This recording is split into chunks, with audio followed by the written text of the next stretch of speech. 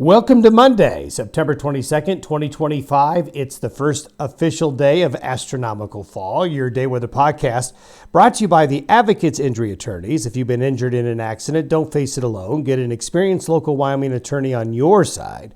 Free consultations at wyomingadvocates.com or call 307-800-1952.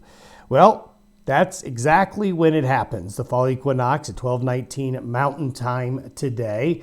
Astronomical fall kicking in the full gear. Meteorological fall started on September 1st, but now we're really looking at the daylight hours shortening a lot. They've been doing that here lately, but now just accelerating.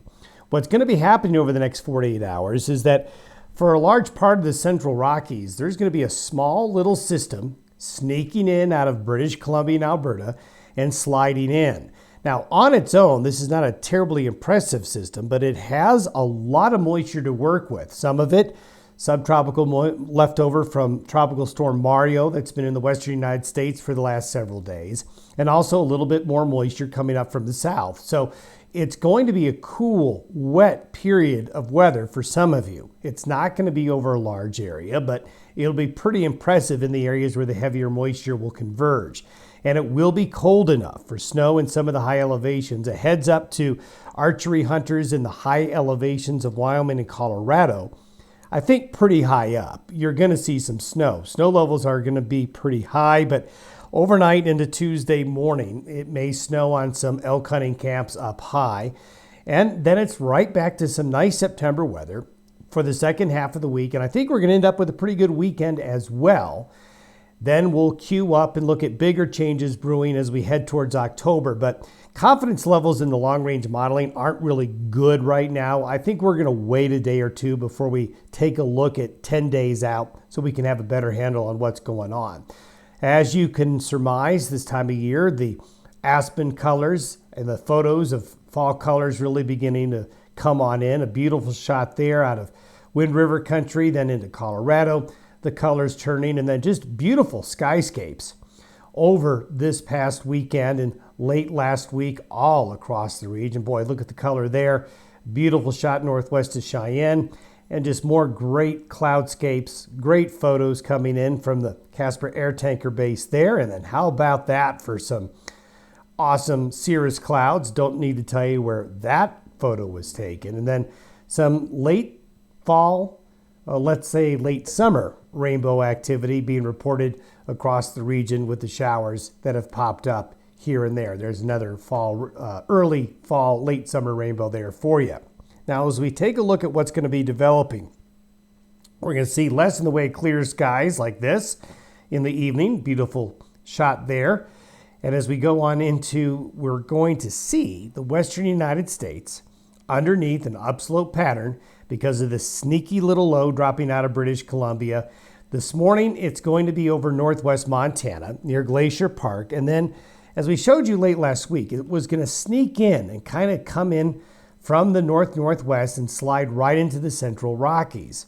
Now, it doesn't have with it a lot of cold Canadian air, but the combination of moisture falling from this low and the moisture left behind from Mario is going to make for a very moist pattern. Now, it doesn't look like much, but here is the upper level low up into Montana. Here's some subtropical moisture coming in, and here's moisture left behind from Mario that produced quite a bit of shower and thunderstorm activity in some areas yesterday. And on the water vapor, you can see some impressive moisture there as well. When we see where this low is going to be by tomorrow, this is by noon tomorrow. It slides all the way to near Grand Junction, Colorado. Again, on the whole, it's not a terribly impressive system. But when you have a slow-moving system like this and a lot of moisture and upslope conditions, well, indications suggest that you're going to be able to focus a lot of moisture into one small area. So this is at 500 millibars or 18,000 feet by tomorrow morning at 6 a.m. Mountain Time. Notice the wind barbs here. This narrow area right here, the winds are coming in from the east-northeast right into southern Wyoming and northern Colorado. So we've got an upslope pattern in a narrow area, and the air temperatures aloft right here are going to be pretty cool. So when you combine that, upslope conditions colder temperatures aloft and a lot of moisture. Plus at 10,000 feet, these are the winds at 10,000 feet. They're coming in from the northeast as well. So the higher terrain of southern Wyoming and northern Colorado and into central Wyoming is going to be the focus point where the deeper moisture is just going to want to converge. And if we look at the precipitable water over the next 48 hours, very impressive. You can see right here at the end, there's a blue enhancement where the higher precipitable water is right along the Colorado-Wyoming border area. We continue to see moisture down here in California and Arizona, down into New Mexico. So it's converging in one particular area. So you're going to have this axis of heavier moisture like this. It's a narrow band. And when you get into these narrow band situations, if you're here or you're here, either you're going to see the moisture move in or you're just going to be on the edge.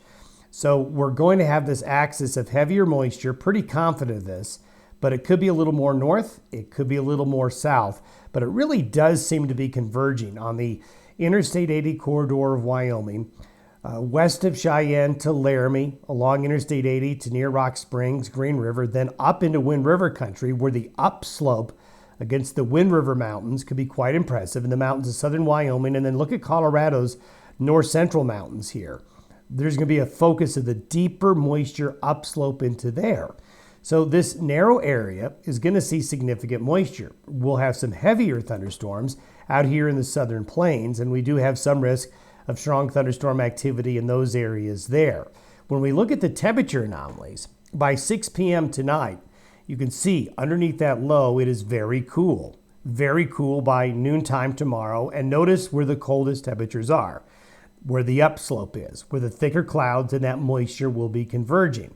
And if we go and look at 10,000 foot temperatures tonight, at midnight tonight, these will be the temperatures in Celsius. So these are in Celsius. So where you see the gray, it's 0, it's below freezing. So you can count on really good chances of mountain snow. Snow levels getting lower up there. When we see these 1s and these 2s and these 3s, this is when you'll see the snow at 10,000 feet due to evaporative cooling. As the rain falls, some of it evaporates. That causes the atmosphere to cool. That will drop temperatures a little bit more. So there is that risk of some snow in the Wind Rivers, some of the Absarokas, the Beartooths, a little in the Bighorns.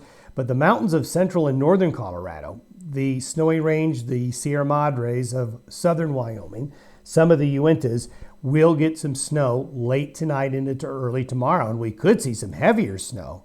Look at that, into the central and north central mountains of Colorado. So hunters, be advised.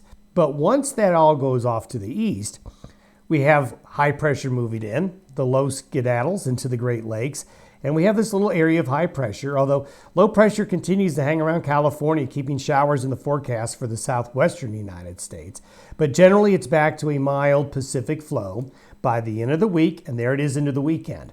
Now, into the weekend, that low in Southern California is still there. So showers and thunderstorms in the desert Southwest and the Southern Rockies, Four Corners area will persist into the weekend.